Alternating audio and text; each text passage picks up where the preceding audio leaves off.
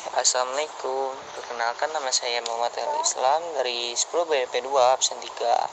Sebelumnya saya akan menjelaskan atau mempresentasikan apa itu STP atau segmentasi, targeting, dan positioning marketing.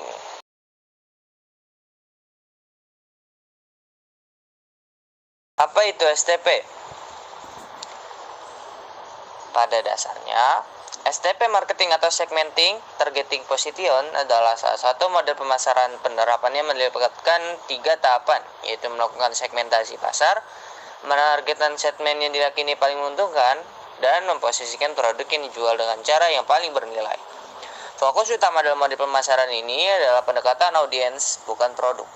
Model ini berfokus pada pemilihan segmen yang paling bernilai bagi bisnis pada saat merancang strategi pemasaran produk agar penyampaian pesan lebih relevan di setiap segmen audiens tersebut. Ada beberapa kelebihan segmenting, targeting, dan position, yaitu 1. Mengarahkan dan memberi fokus pada strategi pemasaran seperti dalam penerapan target advertising, pengembangan produk baru atau diferensi brand dengan mengalokasikan sumber daya untuk segmentasi target. Yang kedua, mengidentifikasi peluang pertumbuhan pasar dengan melihat pelanggan baru dan pengguna produk. Ketiga, mencocokkan sumber daya perusahaan yang efektif dan efisien untuk menargetkan segmen pasar yang menjanjikan return on marketing investment yang lebih besar. Yang keempat, meningkatkan posisi perusahaan menjadi lebih kompetitif. Cara menerapkan model segmenting, targeting, dan positioning. 1. Segmentasi pasar atau segmenting. Kapan segmenting atau segmentation dilakukan dengan membagi pelanggan menjadi sekelompok orang dengan karakteristik dan kebutuhan yang sama. Untuk melakukan segmentasi pasar, kamu bisa menggunakan pendekatan seperti 1. Demografis, yaitu mendasarkan pada atribut pribadi audiens seperti usia, jenis kelamin, pendidikan, pekerjaan, atau status perkawinan. Yang kedua, geografis, mendasarkan segmentasi pelanggan berdasarkan negara, wilayah, kota, atau lingkungan tertentu. Yang ketiga, psikografis, segmentasi yang didasarkan pada kepribadian, nilai-nilai, atau gaya hidup tertentu. Yang keempat, perilaku, mendasarkan segmen pasar dengan mengelompokkan orang berdasarkan cara mereka menggunakan produk, loyalitas akan produk, atau manfaat yang mereka cari. Kedua, menentukan target atau sasaran. Tahapan kedua dalam model segmenting, targeting, positioning adalah menentukan segmen mana yang akan menjadi target pemasaran. Untuk mengevaluasi dan menilai target, ada beberapa hal yang harus kamu pertimbangkan seperti 1.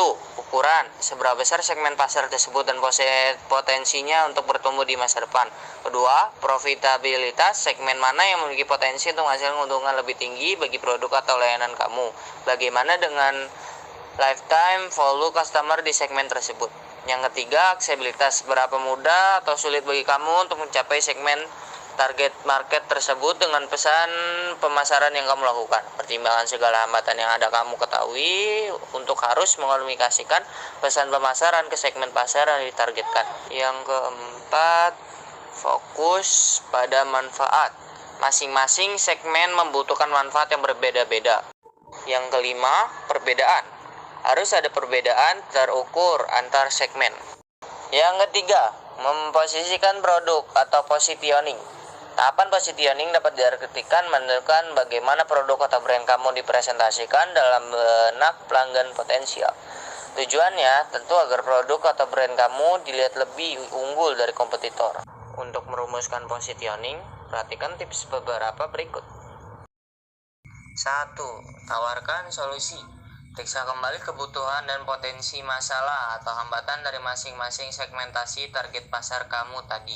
Dengan mengetahui hambatan atau potensi masalah yang dihadapi, kamu pun bisa merancang pesan yang tepat tentang bagaimana produk atau layananmu dapat menyelesaikan masalah mereka secara lebih efektif.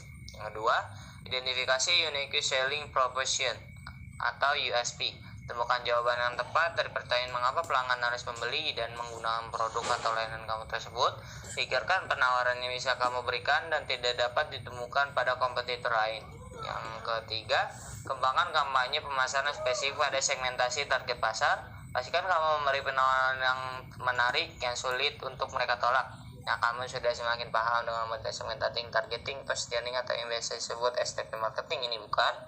Pertimbangan untuk memanfaatkan model ini ketika kamu hendak menyusun strategi pemasaran produk atau layanan demi mengembangkan brand dan bisnis perusahaan. Selanjutnya adalah contoh produk dari PT Nippon Corporation, yaitu Sari Roti. Sejarah Sari Roti dimulai sejak tahun 1995 silam. Pada saat itu didirikannya sebuah perusahaan perdana model asing yang bernama PT Nippon Indosari Corporation. Selanjutnya, pada tahun 1996, perusahaan ini mulai beroperasi secara komersial dan membuat roti bermerek Sari Roti. Adapun spesifikasi pembagian segmentasinya terbagi menjadi dua, yaitu geografi dan demografi. Geografis, kebanyakan produk Sari Roti yang berbagai rasa cocok untuk seluruh daerah di Indonesia maupun di daerah luar negeri pun. Dan juga Sari Roti ini cocok untuk dimakan dimanapun dan juga kapanpun. Demografis, produk ini sangat cocok untuk dikonsumsi berbagai kalangan, maupun dari itu anak kecil, dewasa, hingga lansia, kecuali balita yang belum bisa untuk mengunyah ataupun mencerna makanan berat. Dan juga Sari Roti ini sesuai untuk yang berkebutuhan berumah tangga ataupun hidup sendiri. Kedua, targeting.